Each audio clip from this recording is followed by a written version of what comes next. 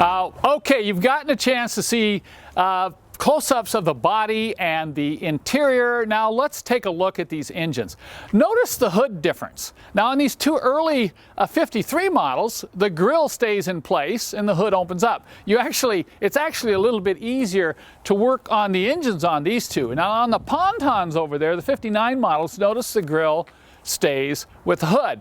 And follow along now as I move in close and kind of show you some of the differences of these engines. This one here is a diesel, that is a gasoline, the black one is a diesel, and the blue one is gasoline also. The white car is a 170D, meaning it has a 1.7 liter diesel engine.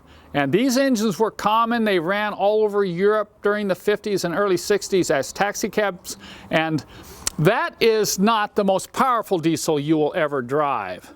But in the early 50s, Mercedes introduced their first six-cylinder gasoline engine in this 1953 220. And these engines had overhead camshafts. They were carbureted, but they had quite a bit of power, and they would keep up with modern traffic today.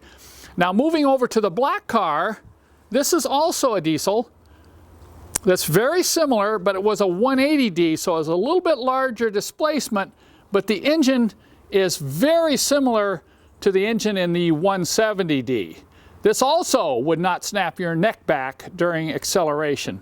And then finally, one of my favorite cars to drive, because I can actually keep up with modern traffic today on the freeway, is my 1959 220 SE. That's right, it's an SE. It is a six-cylinder fuel-injected engine, and this thing really gets with the program. I hope you enjoyed a sneak peek of my early Mercedes-Benz fleet. I enjoy old cars. I have from the time I was a very young boy. But I particularly enjoy old Mercedes-Benz because they're drivable. You know, a lot of these old cars you get into, you drive them around the block once, you think, okay, that was kind of cool, and then it just sits because, you know, they don't ride good, they don't steer good, they don't brake well, they don't handle well. But these old Mercedes-Benzes are actually drivable cars. Unfortunately, these two aren't drivable yet. The other two I drive on a regular basis, and they're just a kick. And you should hear the compliments I get when I pull into parking lots. So I hope you enjoyed taking a look at the 170D, the old 220, the 180D, and the 220 SE. Be sure and subscribe to my channel because I have other videos on these cars individually, and I will be putting up more in the future.